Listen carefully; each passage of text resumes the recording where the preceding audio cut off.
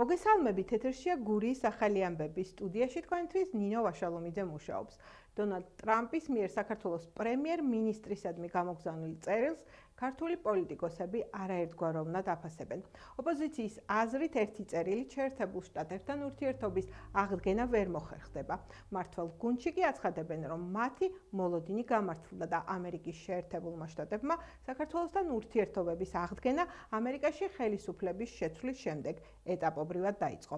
დონალდ ტრამპი გამოგზავნილ წერილში მადლობას უხდის საქართველოს პრემიერ-მინისტრს ირაკლი კობახიძეს ამერიკის დამოუკიდებლობის 250-ე იუბილის მილოცვისთვის და აღნიშნავს, რომ მოუთმენლად ელოდება თანამშრომლობის გაგრძელებას.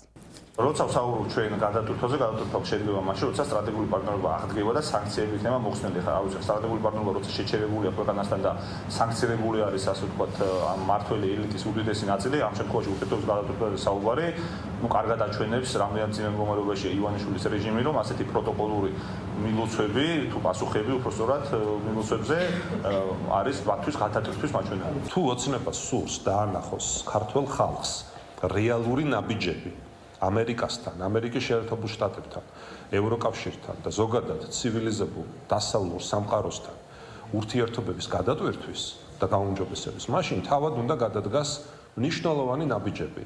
თავად უნდა შეცვალოს ანტიდემოკრატიული ქცევა. საქართველოს ხელისუფლება მზად არის ურთიერთობები დაიწყოს ახალი ფურცლზე. ჩვენ ვართ აბსოლუტურად გამჭვირვალეები, მზად ვართ მეგობრობისთვის, პარტნიორობისთვის. კატეგორიულად მიუღებელი იყო ჩვენთვის ის არასამართლიანი დამოკიდებულება, რაც წინა ადმინისტრაციის პირობებში ხდებოდა საქართველოსთან დაკავშირებით. დღევანდელ ადმინისტრაციას პრეზიდენტ ტრამპის ხელმძღვანელობით ფიქრობ შესწევს იმის ძალა, რომ ეს უსამართლო გადაწყვეტილებები, რაც იყო ქართულ სახელმწიფოს წინააღმდეგ და ქართველი ხალხის წინააღმდეგ ძალიან მარტივად შეცვალეს. სამტრედია გრიგოლეთის ჩქაროსნული მაგისტრალის დამატებით 6 კილომეტრიან მონაკვეთზე მოძრაობა გაიხსნა. სამტრედია გრიგოლეთის ჩქაროსნულ მაგისტრალზე მესამე 12 კილომეტრიანი მონაკვეთის მშენებლობა დასრულდა და ავტოტრანსპორტის მოძრაობა სრულად გაიხსნა. ახალი გზა გურიის რეგიონში, ქალაქ ლანჩხუთსა და ლანჩხუთის მუნიციპალიტეტების სოფლების გვიმბრალაურის, ქვემო ჩიბათისა და ნიგოეთის ტერიტორიაზე გადის. სამტრედია გრიგოლეთის მესამე მონაკვეთის მშენებლობა საქართველოს სახელმწიფო ბიუჯეტისა და ევროპის საინვესტიციო ბანკისგან მიღებული სესხის ფარგლებში განხორციელდა. პროექტის ღირებულება 324 მილიონი ლარია. ეს დღე არის იმის კიდევ ერთი დასტური, რომ საქართველოში ჩქაროსნული ავტომაგისტრალების სწრაფი ტემპით შენდება და ვითარდება და რა თქმა უნდა ჩვენი მიზანია ეს საქმე სწრაფ ტემპშივე მივიყვანოთ ბოლომდე. ჩვენი გეგმის სამდგარული განხორციელების შედეგად დღეს ქვეყანაში უკვე ექსპლუატაციაში არის მიღებული 399 კილომეტრი ჩქაროსნული ავტომაგისტრალი, ხოლო 60 კილომეტრზე ასევე სწრაფი ტემპით გრძელდება სამუშაოები. სამტრედია გრიგოლეთის ავტომაგისტრალის სამუშაოები მომავალ წელს მთლიანად დასრულდება და მთლიანად იქნება აშენებული 52 კილომეტრი სამტრედია გრიგოლეთის ჩქაროსნული ავტომაგისტრალი. მომავალ წელს იგეგმება უკვე მისი გახსნა. შინაგან საქმეთა სამინისტროს თბილისის, გურიის, სამეგრელოს, ზემო სვანეთისა და იმერეთის პოლიციის დეპარტამენტების თანამშრომლებმა სხვადასხვა დროს ჩატარებული საპოლიციო პრევენციული ღონისძიებების შედეგად ცეცხლსასროლი იარაღისა და საბრძოლო მასალის მართსაწინააღმდეგო შეძენას შენახვა ტარების ბრალდებით 7 პირი დააგავეს. სამართალდამცავების მიერ ბრალდებულების პირადი საცხოვრებელი სახლებისა და დამხმარე ნაგებობების ჩხრეკის შედეგად ნივთკიცება დამოღებულია სხვადასხვა მოდელის ცეცხლსასროლი იარაღის საბრძოლო მასალა და მჭიდები. გამოძიება სისხლის სამართლის კოდექსის 226 მუხლით მიმდინარეობს, რაც 6 წლამდე ვადით თავისუფლების აღკვეთას ითვალისწინებს. შინაგან საქმეთა სამინისტროს თბილისის პოლიციის დეპარტამენტის ვაკის აბურთალოს მთავარი სამმართველოს თანამშრომლებმა ნარკოტიკული საშუალების უკანონო შეძენა შენახვისა და წინასწარი შეთანხმებით ჯგუფის მიერ განსაკუთრებით დიდი ოდენობით ნარკოტიკული საშუალების უკანონო რეალიზაციის ხელშეწყობის მომზადების ბრალდებით უკრაინის 2 მოქალაქე დააკავეს.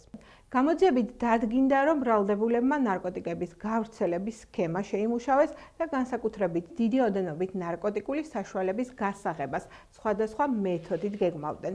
სამართალდამცავებმა საგამოძიებო ექსპერიმენტის დროს ბრალდებულების მიერ მითითებული ადგილიდან განსაკუთრებით დიდი ოდენობით ნარკოტიკული საშუალება მეთადონი ნივთკიცება დამოიღეს. ასევე მათი დროებითი საცხოვრებელი სახის შხრეკისას ამოღებულია ნარკოტიკული საშუალების დაფასოებისთვის საჭირო მასალები.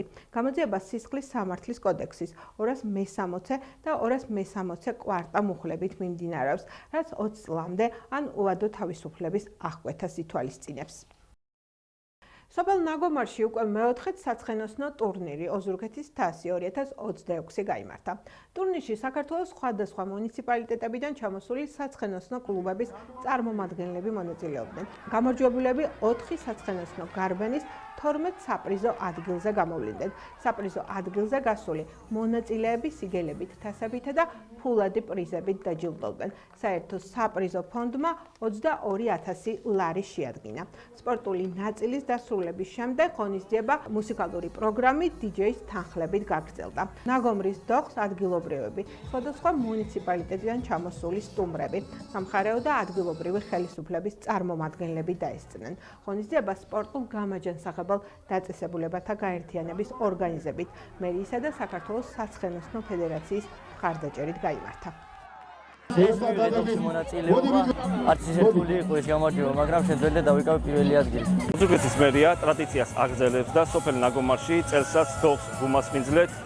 ჩვენთვის მნიშვნელოვანია, რომ მსგავსი ღონისძიებები სოფლებში სტარდებოდეს, რათა ჩვენი ტრადიციები შევინარჩუნოთ და სოფლებში ცხოვრება კიდევ უფრო მეტად მრავალფეროვანი გავხადოთ. დიდი მადლობა მინდა უთხრა დოგის ყველა მონაწილეს, მოსახლეობას და ყველა სტუმარს ამ ლამაზი დღის გაზიარებისთვის.